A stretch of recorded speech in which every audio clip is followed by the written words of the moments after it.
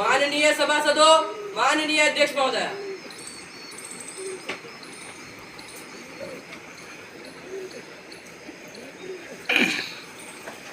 गिर न जाऊं।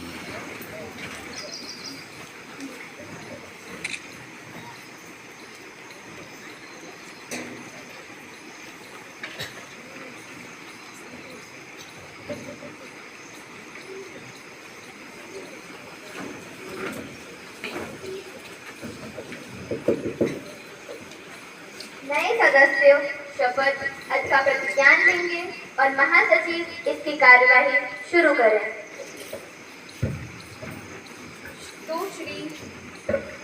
सुश्री सौम्याश्री पंडा जो भुवनेश्वर संसदीय निर्वाचन क्षेत्र से सांसद चुनी गई है, अब शपथ या प्रतिज्ञान लेंगे। सुश्री सौम्याश्री पंडा।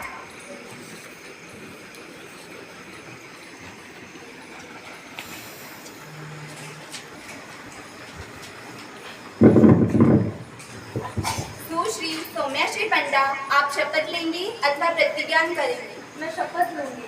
आप किस भाषा में शपथ लेना चाहती है? मैं उड़िया भाषा में शपथ लेना चाहती हूँ। ମୁଁ ସୁଶ୍ରୀ ସୌମ୍ୟାଶ୍ରୀ ପଣ୍ଡା ଭୁବନେଶ୍ୱର ସଂସଦୀୟ କ୍ଷେତ୍ରରୁ ସଂସଦର ସଦସ୍ୟ ରୂପେ ନିର୍ବାଚିତ ହୋଇଛି। ଈଶ୍ୱରଙ୍କ ଶପଥ ନେଉଛି କି ମୁଁ ବିଧି ଦ୍ୱାରା ସ୍ଥାପିତ ଭାରତର ସମ୍ବିଧାନ ପ୍ରତି ଶ୍ରଦ୍ଧା ଏବଂ ନିଷ୍ଠା ରଖିବି, ଦେଶର ସାର୍ବଭୌମତ୍ୱ ଏବଂ ଏକତା ପ୍ରତିଷ୍ଠା କରିବି ତଥା ଯେଉଁ ପଦ ମୁଁ ଗ୍ରହଣ କରିବାକୁ ଯାଉଛି ତାର କର୍ତ୍ତବ୍ୟକୁ ଶ୍ରଦ୍ଧାପୂର୍ବକ ପାଳନ କରିବି।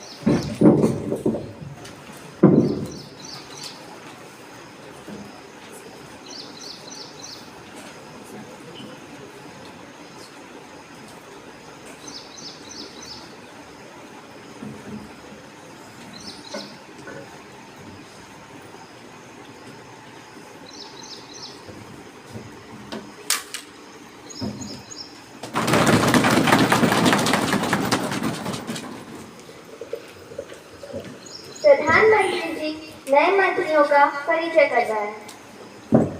माननीय अध्यक्ष महोदया, मैं आपसे और आपके माध्यम से अपने नए मंत्री का सदन से परिचय करवाना चाहता हूँ। श्री संतोष आर्य, पर्यटन मंत्री।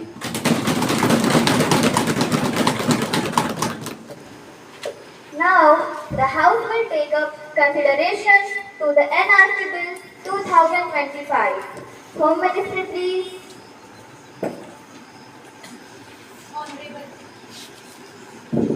Honorable Speaker, Madam, I am glad and I am honored to present the NRC bill in the House.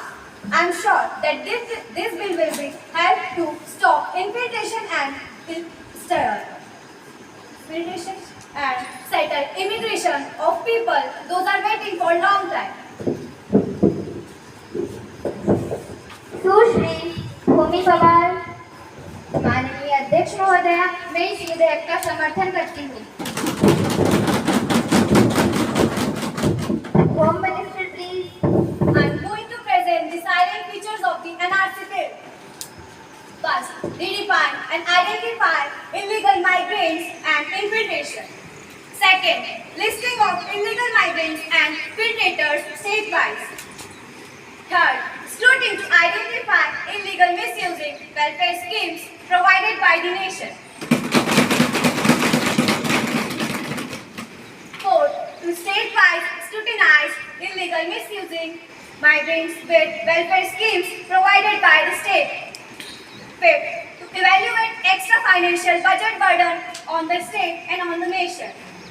Sixth, to make safety and security measures from illegal migrants. To instruct to compliance strictly on illegal policy.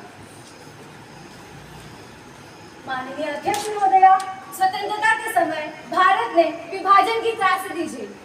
अफसोस, धर्म के आधार पर किया गया विभाजन कई एक कारणों से इसे पूर्ण रूप नहीं दिया जा सका, जिसका देश समय समय पर कभी पाकिस्तान से तो कभी बांग्लादेश की ओर से अप्रवासियों के रूप में झेल रहा है। यह अधिनियम न केवल सभी समस्याओं से उभरने में हमारी सहायता करेगा, वरन भारत को सुरक्षा एकता और अखंडता को सुनिश्चित करेगा। सुश्री दीक्षा बामनिया। माननीय अध्यक्ष महोदया, मैं आपके माध्यम से सदन से कहना चाहती हूँ कि भारत प्राचीन काल से उदारता की नीति अप्रवासियों के संदर्भ में अपनाता जा रहा है, किंतु महोदया अवैध अप्रवासियों की समस्या समय के साथ भीषण रूप लेती जा रही है। भारत में कभी पाकिस्तान, कभी बांग्लादेश और विगत कई वर्षों से तो रोहिंग्या मुसलमानों की घुसपैठ बढ़ती जा रही है। सीमावर्ती राज्यों में इन घुसपैठियों का प्रवेश राज्य सरकारों पर लगातार आर्थिक दबाव बढ़ाता जा रहा है। मेरा आपके माध्यम से राज्य सरकारों से विशेष निवेदन है कि इन अप्रवासियों को चिन्हित कर अनिवार्य कार्यवाही की जाए। श्री सागर यादव।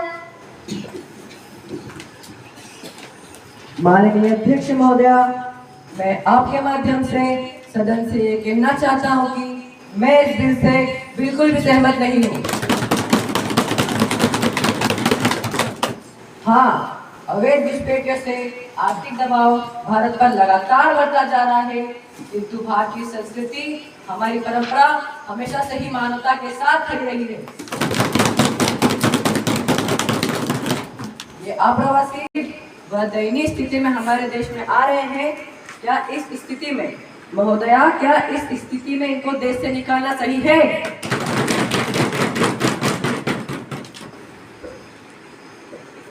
सुश्री दीपांशी यादव।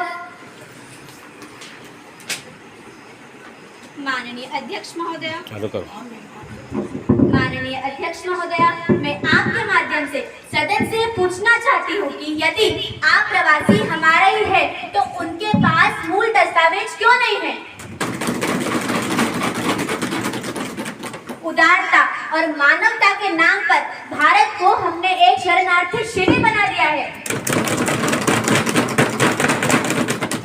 जिसमें मूल निवासी अब दूसरे दर्जे के नागरिक होते जा रहे हैं। क्यों अन्य एशियाई देश इन्हें शरण नहीं देते? दिल्ली इसका एक ज्वलंत उदाहरण है। दिल्ली की आबादी में अब इन अवैध घुसपैठियों की संख्या लगातार तेजी से बढ़ती जा रही है। करदाता लगातार करों के बोझ तले दबते जा रहे हैं और ये अवैध घुसपैठी हमारी भारत भूमि पर कब्जा करते जा रहे हैं और ये अपने अधिकारों की भी मांग कर रहे हैं। माननीय महोदया। सुश्री रिद्धि पाटीदार। माननीय महोदया, मैं आपके माध्यम से अपने साथियों से यह पूछना चाहती हूँ कि इन अवैध घुसपैठियों को भी भारतीय दस्तावेज कहां से प्राप्त हुए? चंद पैसों के खातिर महोदया, चंद पैसों के खातिर भारत की सुरक्षा के साथ भारत ही खिलवाड़ कर रहा है। क्यों राज्य सरकारें इन तरह की गलत प्रैक्टिसों को प्रतिबंधित नहीं करती है? क्या यह हमारी भारतीय सुरक्षा व्यवस्था पर प्रश्न चिन्ह नहीं है?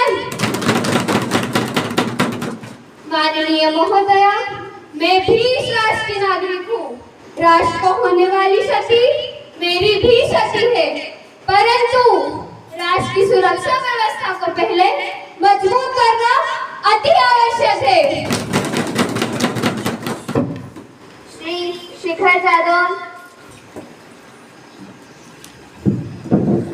माननीय अध्यक्ष महोदया, मैं आपके माध्यम से विपक्षी साथी को यह बताना चाहता हूं कि भारत में अवैध प्रवासियों की संख्या अब 1 करोड़ से भी ज्यादा हो गई है।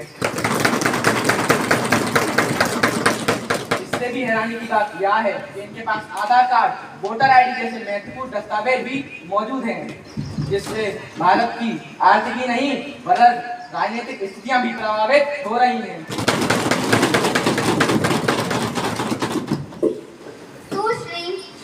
Rathore.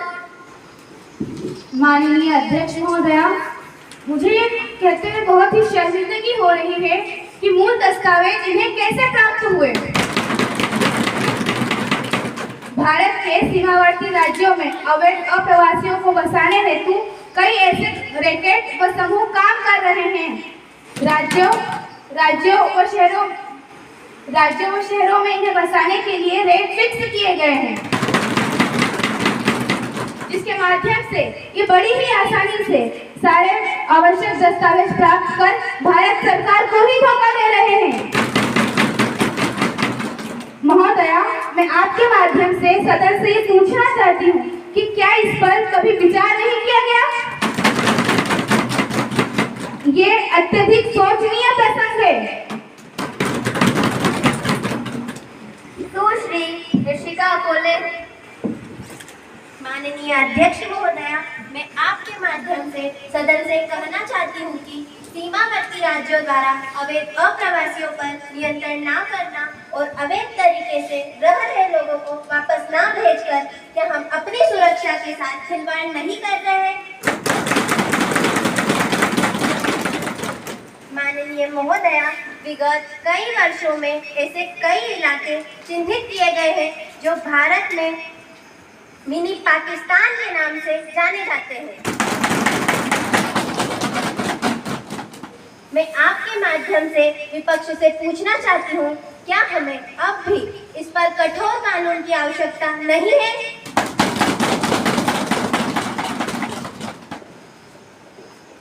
Home minister please.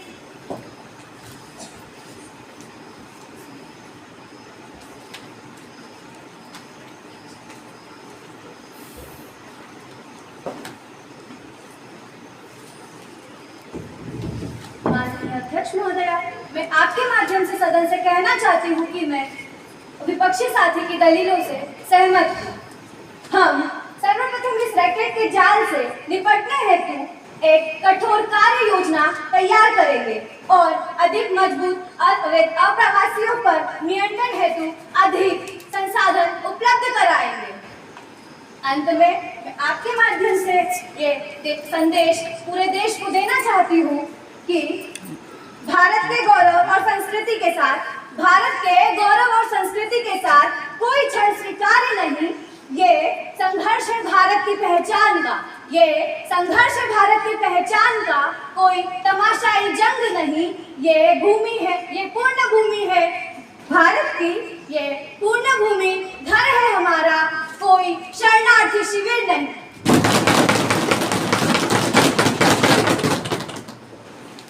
Now, the question is that those who are in favor will say aye. Aye. Those who are against will say no. I think ayes have it, ayes have it, ayes have it. Clause by clause consideration. Clause 1. The enacting formula and the title stands part of the bill. Those who are in favor will say aye. Aye. Those who are against